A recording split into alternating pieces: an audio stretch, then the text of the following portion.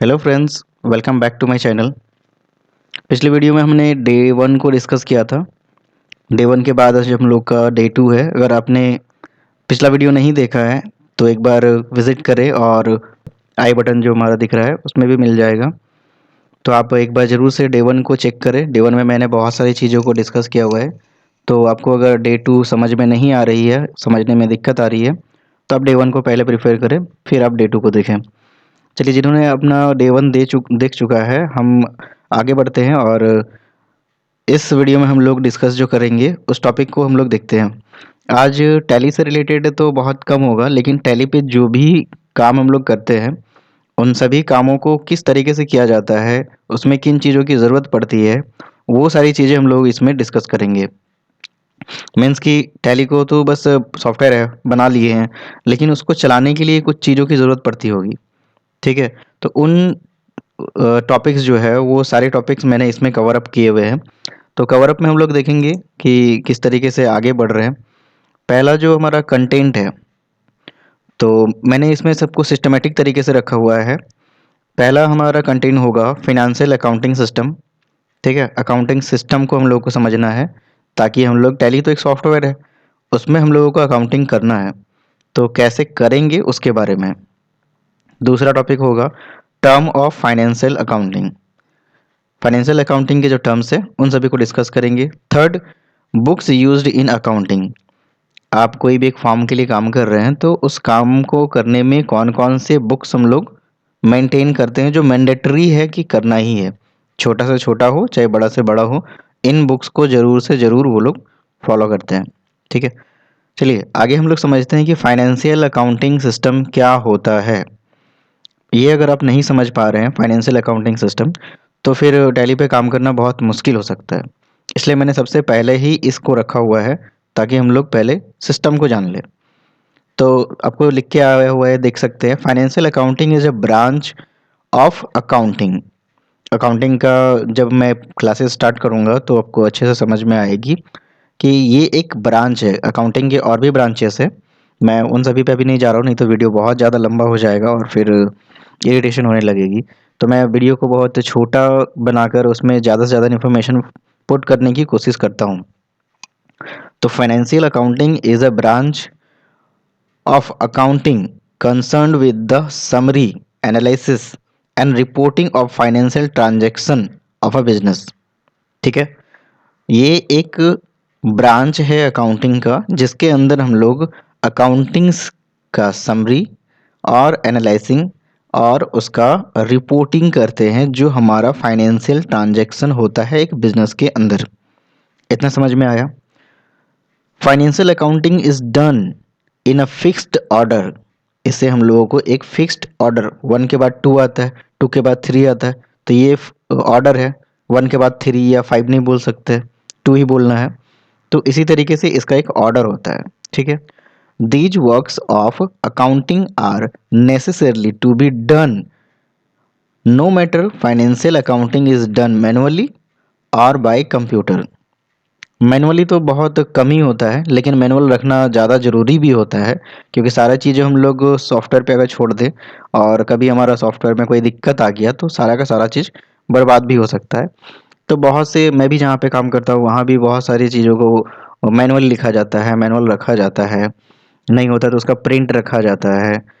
वो सारी चीज़ें मैनुअल में भी रखी जाती है। सारी चीज़ों को हम लोग सॉफ्टवेयर पे डिपेंडेंट नहीं छोड़ते हैं। तो इतना समझ में आया कि फाइनेंशियल अकाउंटिंग क्या होता है। 11th क्लास में भी आपने पढ़ा होगा कि फाइनेंशियल अकाउंटिंग क्या होता है। आपका एक पूरा का पूरा बुक है इस पे। अगर आप वो मिस कर रहे हैं तो उसको भी पढ़ना ज़रूरी है, तभी हम लोग आगे का अकाउंटिंग कर सकेंगे। आगे बढ़ता हूँ। मैं आशा करता हूँ कि ये आप समझ चुके हैं। अगर आप नहीं समझ पाए हैं तो वीडियो को रिवाइंड करिए और दोबारा से देख लीजिए। अगला टॉपिक है terms of financial accounting. Financial accounting के टर्म्स, सबसे पहला मैंने व्हाट इज करके रखा हुआ है। इसे व्हाट इज नहीं लिखना था, क्योंकि ये टर्म्स में काउंट नहीं होगा, लेकिन मैं अगर व्हाट इज नहीं लिखता हूँ तो फिर समझाने में भी दिक्कत आ सकती थी। इसीलिए मैंने व्हाट इज लिखा हुआ है हर टॉपिक के आगे। तो उसे आप इग्नोर करें, क्योंकि मैंने समझाने के लिए लिखा हुआ है। तो फाइनेंशियल टर्म्स में पहला जो मैंने रखा हुआ है वो है व्हाट इज ट्रेड। ठीक है? दूसरा, हु इज अ प्रोप्राइटर। तीसरा है who is partners, what is debit credit, सबसे इम्पॉर्टेंट चीज व्हाट इज डेबिट क्रेडिट। इस टॉपिक को बहुत ही ध्यान से सुनेंगे आप, क्योंकि इसे समझ गए तो फिर अकाउंटिंग का 50% काम तो निकल गया अपना। अगला है what is debtor and creditor, ये तो दोनों आपस में रिलेटेड है, इसलिए हमने उसको साथ साथ रखा हुआ है। व्हाट इज ट्रांजैक्शन, ट्रांजैक्शन क्या होता है। What is capital, what is drawing, what is purchase and purchase return, what is sale and sale return, what is trade discount and cash discount, दोनों में काफ़ी अंतर है। व्हाट इज कमीशन, छोटा मोटा चीज़ था, इन सभी को हम लोग अब डिटेल में पढ़ेंगे, डिटेल में जानेंगे कि ये सब क्या होता है। और मैं बार बार ये बता दे रहा हूँ कि ये सारे टॉपिक हम लोगों को अकाउंटिंग करने में और टैली को ऑपरेट करने में ज़रूरी है। इनको अगर हम डिस्कस नहीं करते हैं तो हमें बहुत मुश्किलों का सामना करना पड़ सकता है, समझ में नहीं आएगा कि करना क्या है आगे अकाउंटिंग में। क्योंकि मैं पहले ही बता चुका हूँ कि अकाउंटिंग में मास्टर बनना है तो बिल्कुल बेसिक से सीखना होगा, हर चीज़ को सीखना पड़ेगा। ठीक है, तो सबसे पहला चीज़ हमारा जो टॉपिक था वो है हमारा व्हाट इज़ ट्रेड। ट्रेड आप लोगों ने समझा है, any business that is done to earn profit is known as trade. ठीक है, कोई भी बिजनेस हम लोग शुरू करते हैं तो उसको प्रॉफिट के लिए ही करते हैं, कोई लॉस के लिए नहीं करता है। तो हम जो भी काम करते हैं बिजनेस के लिए, प्रॉफिट के लिए, तो वो हमारा ट्रेड कहलाता है। ठीक है, और ट्रेड में हमेशा खरीद और बिक्री का ही चीज़ें होती है, इसी को हम लोग ट्रेड कहते हैं। ट्रेड समझ में आ गया। तो हु इज़ प्रोप्राइटर, तो एकदम सीधा सा जवाब है, इसमें बहुत ज़्यादा घूमने की ज़रूरत नहीं है। प्रोप्राइटर में बहुत से लोग कुछ भी बता के चले जा रहे हैं, क्या होता नहीं होता, सीधा सीधा एकदम, मतलब जिसको हम लोग ठेठ भाषा बोलते हैं ना, वैसे में एकदम। A person who invest the capital in business and bears the risk for profit and loss is known as proprietor. बस इतना काफ़ी है एक प्रोप्राइटर का डेफिनेशन देने के लिए। प्रोप्राइटर कौन होता है, जो कम अपना बिजनेस में इन्वेस्ट करता है और प्रॉफिट या लॉस के लिए वो रिस्क सहता है, वो प्रोप्राइटर होता है। बस इससे ज़्यादा आपको जानने की कोई ज़रूरत नहीं है, इतने ही 2 ही लाइन में आपका पूरा आंसर है। अगला टॉपिक है हमारा, अच्छे से में कुछ छूट गया था। इन शॉर्ट, अगर शॉर्ट में बोला जाए, the owner of business is called proprietor. जो बिजनेस का ओनर होता है वही तो पैसा लगाएगा, वही तो ओनर होगा, तो वही हमारा जो है वो प्रोप्राइटर होता है। चलिए अगला टॉपिक में हम लोग जाते हैं। अगला टॉपिक है हु इज़ पार्टनर। ये तो आप लोग बचपन से ही जानते होंगे, कोई हम लोग खेल भी खेलते थे ना, तो उसमें एक दूसरा पार्टनर होता है, तो ये हम लोग खेल को खेल सकते हैं। तो उसी तरीके से कोई बिजनेस करना है, बिजनेस छोटा सा है, हमें उसे बड़ा करना है, हमारे पास उतनी है नहीं, तो हम क्या करेंगे, एक और मिला लेंगे, वो भी कुछ पैसे दे देगा, हम भी कुछ पैसे दे देंगे, तो इससे बिजनेस थोड़ा सा बड़ा हो जाएगा। और बड़ा हो जाएगा तो इसके लिए जो लोग लगेंगे, जो इन्वेस्ट करेगा, उसे ही तो हम लोग पार्टनर कहते हैं। तो इसको सिंपल सा एक वर्ड में बोल सकते हैं कि in trade when one or more than one person arrange the capital in a form of fixed ratio, they all are said as partner in trade. ठीक है, तो किसी भी बिजनेस को करने के लिए जब हमारा सहायता के लिए कोई और लोग भी आते हैं तो उसे हम लोग पार्टनर कहते हैं। What is debit and credit, ये इतना बड़ा क्वेश्चन है ना कि पूरा यूट्यूब पे तो मतलब हमको लग रहा है कि बहुत सारे वीडियो सिर्फ इसी बेसिस पे बने हुए हैं कि what is debit and credit. पता नहीं, लेकिन बहुत बड़ा चीज़ नहीं है, बहुत छोटा सा ही चीज़ है, बस समझने की दिक्कत है इस पे। तो मैं समझाने की कोशिश करता हूँ, अगर आपको समझ में फिर भी नहीं आता है तो वीडियो को एक बार रिवाइंड करके ज़रूर देखिएगा, ताकि आपको अच्छे से समझ में आए। तो इसका क्या है ना कि the word debit is made from a Latin word, वो वर्ड है डेबिटम। ठीक है, तो डेबिटम से हमारा डेबिट वर्ड बना था, इट्स मीन्स डेबिट। ठीक है, डेबिटम का मतलब होता है डेबिट, और ये लैटिन वर्ड से बना हुआ है। टू टेक फ्रॉम देम, अगर इसका मतलब निकाला जाए तो फ्रॉम किसी से लेना। ठीक है, to take from them. In same way credit word is made from a Latin word credere, which means to give. बस छोटा सा है, इसे ज़रूर से याद रखिएगा। Debit means to take, credit means to give. बस डेबिट मतलब लेना और क्रेडिट मतलब देना। किस चीज़ का? पैसे का। बस what is debtor and creditor? Debtor and creditor, सबसे पहला टॉपिक है हमारा डेटर। डेटर कौन होता है? A debtor is a person from whom the business man has to receive cash या money after sale of goods और सर्विस। कोई भी बिजनेस में या तो सर्विस सेल करते हैं या तो फिर गुड्स सेल करते हैं। तो उसमें से हमने सेल किया अगले बंदे को और उन्हें हमको पैसा लेना है उनसे। तो जो बंदे को हमने सेल किया है वो बंदा हमारे लिए डेटर होगा। ठीक है, याद रखिएगा, जिन्हें भी हमने कुछ सामान सेल किया है या सर्विस सेल किया है वही बंदा हमारे लिए डेटर होगा, यानी हमारे तरफ से कस्टमर, जो कस्टमर होते हैं वही हमारे लिए डेटर होते हैं। ठीक है, अगला है creditor. Creditor is a person to whom the businessman has to pay money after purchase of goods और सर्विस। तो जैसा डेटर था उसका जस्ट अपोजिट होगा क्रेडिटर। तो जो बिजनेसमैन होगा वो कहीं ना कहीं से तो अपना जो प्रोडक्ट्स है वो परचेज किया ही होगा बेचने के लिए, या सर्विस परचेज किया हो सकता है, या फिर खुद का सर्विस, खुद का नहीं होगा क्योंकि परचेज करेगा तभी तो वो क्रेडिटर होगा। तो यहाँ पे जो सामने वाला बंदा होता है जिससे हम परचेज करते हैं मतलब सेलर, तो जो सेलर होता है हमारे लिए, सेलर जो होता है वही हमारा क्रेडिटर होता है। ठीक है, जो जिससे हम माल परचेज करते हैं और जिसे हमें पैसा देना होता है। ठीक है, जिसको हमें पैसा देना होगा, यानी बिजनेसमैन को पैसा देना होगा, वही हमारा क्रेडिटर होता है। टॉपिक समझ में आ गया? एक बार रिवाइंड करके भी देख लीजिएगा अगर समझ में नहीं आया तो।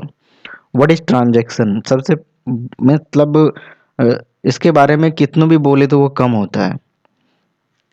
इतनी ज़्यादा वीडियोस मैंने देखी है इसके रिलेटेड, जो कुछ भी बता रहे हैं भैया उतना कुछ नहीं होता है, बस छोटा सा टॉपिक है, इसे आसानी से समझा जा सकता है। ठीक है, तो ट्रांजैक्शन अकाउंटिंग के भाषा में ट्रांजैक्शन वो होता है जिसका पैसे में वैल्यू है। ठीक है, अगर पैसे में वैल्यू नहीं है तो वो ट्रांजैक्शन नहीं माना जाता, क्योंकि एक अकाउंटेंट कोई भी चीज़ को रिकॉर्ड करता है तो वो सिर्फ और सिर्फ पैसे में रिकॉर्ड करता है। पैसे के अलावा किसी भी चीज़ पे हम लोग रिकॉर्ड नहीं करते हैं। जैसे मैंने कह दिया कि मैं मिस्टर ए को 10 रुपये दूंगा, मैंने प्रॉमिस कर दिया दूंगा, ट्रांजैक्शन नहीं हुआ है, पैसा मेरे जेब में ही है और उसे मिला भी नहीं है, तो हम लोग इसको रिकॉर्ड नहीं करते हैं। ठीक है, तो पैसे के टर्म में अगर कोई भी ट्रांजैक्शन होती है तो ही उसे हम लोग अकाउंटिंग के टर्म में ट्रांजैक्शन बोलेंगे। ठीक है, ऑल द रिसीव और payment done in a monetary term is called transaction. Monetary term अगर नहीं होता है तो वो ट्रांजैक्शन नहीं माना जाएगा। ठीक है, आगे बढ़ते हैं। What is capital? कैपिटल, हम लोग बिजनेस में जो भी इन्वेस्ट करते हैं, जो भी पैसा लगाते हैं उसे बनाने में, शुरू से लेके जब तक वो बिजनेस में चलना स्टार्ट नहीं हो जाता है। जैसे लैंड एंड बिल्डिंग में पैसा लगाएंगे, माल खरीदने में पैसा लगाएंगे, और भी इलेक्ट्रिसिटी और फ्लोर बनाने में, हर चीज़ में हम लोगों को पैसा लगता है जो बिजनेस से पहले होता है, एक बिजनेस को रन करने के लिए होता है।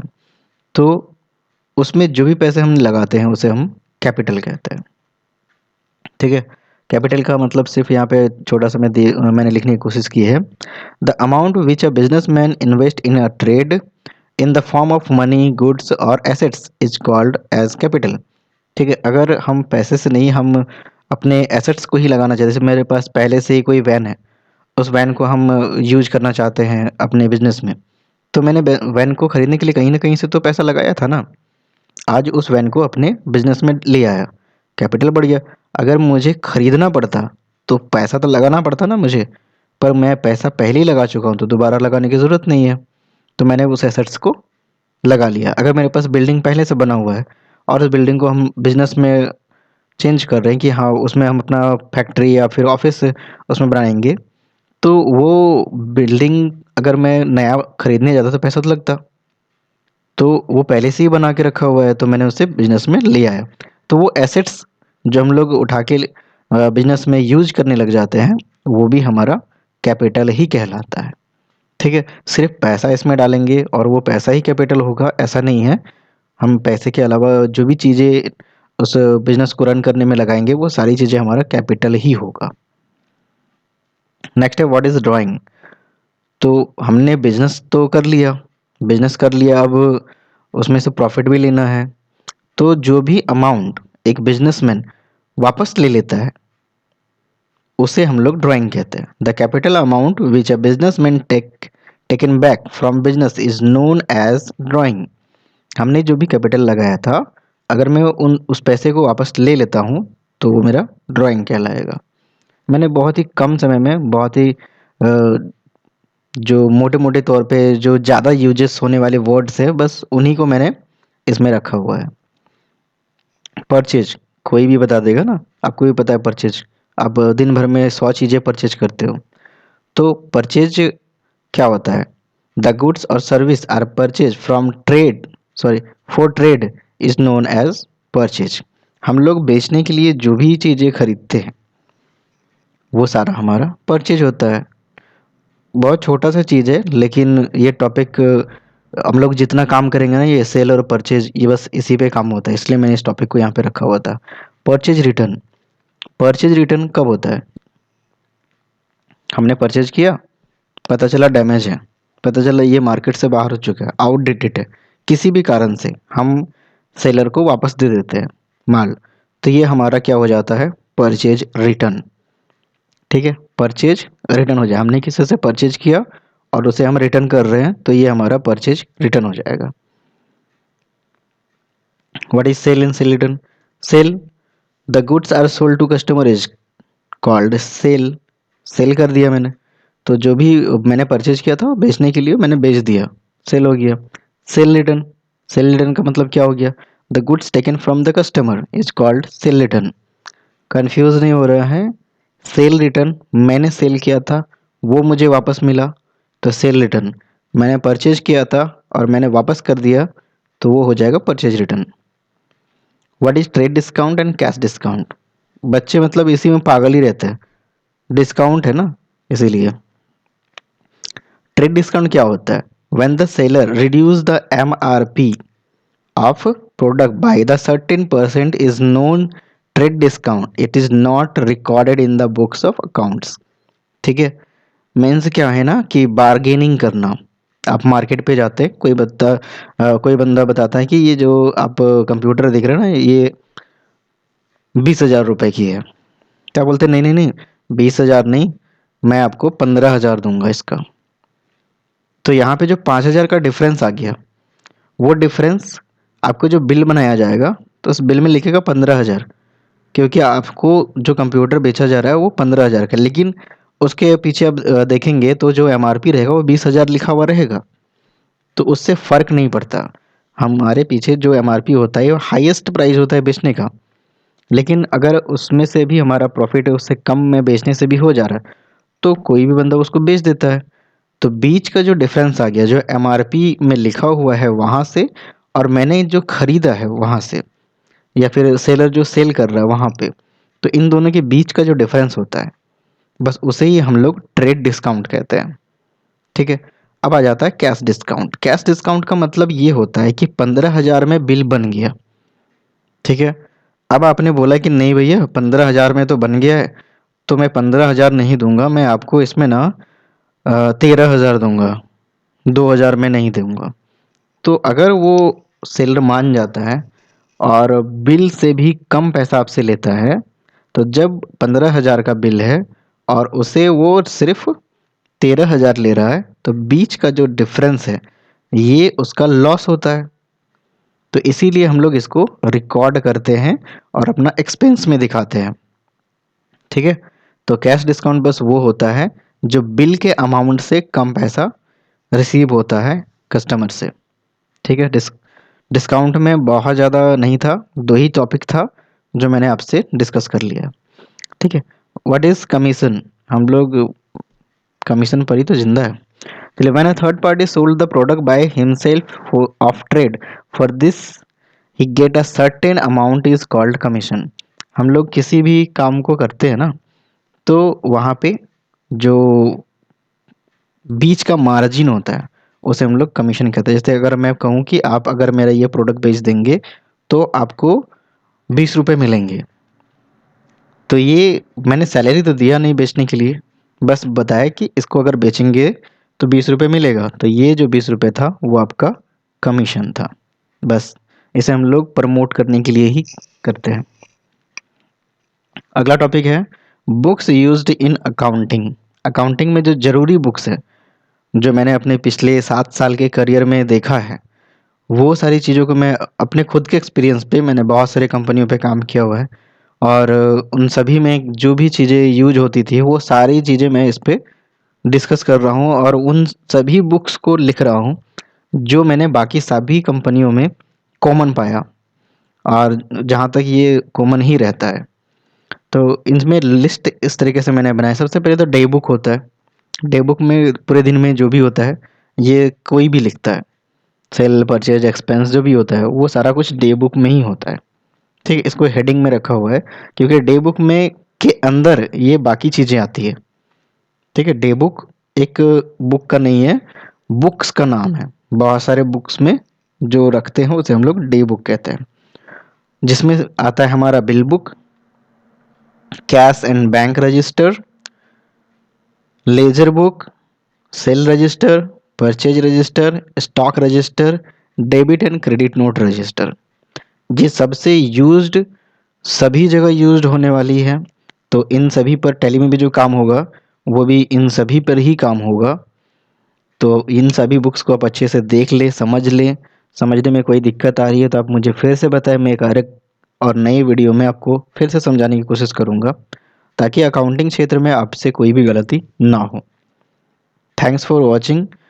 और अगर मेरे चैनल पर नए हैं तो आप सब्सक्राइब कर लीजिएगा और इससे ज़्यादा मैं कुछ नहीं बोलूँगा। तो थैंक यू फॉर वॉचिंग।